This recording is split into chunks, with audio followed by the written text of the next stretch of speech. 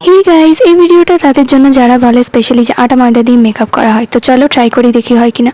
ফার্স্টে ব্লু লাগুন দিয়ে ফেসটাকে টোন করে তারপর দই দিয়ে ময়শ্চারাইজ করে নিলাম। ময়দা আর জলের ঘুলে মিক্সচার করে সেটাকে ফাউন্ডেশন হিসেবে অ্যাপ্লাই করে নিলাম। ফাউন্ডেশন তো নেই, তারপরে এটা জিরে গুঁড়ো যেটা তোমরা দেখছো, তারপরে টমেটো বাটা নিয়ে সেটাকে ব্লাশ হিসেবে অ্যাপ্লাই করে নিলাম।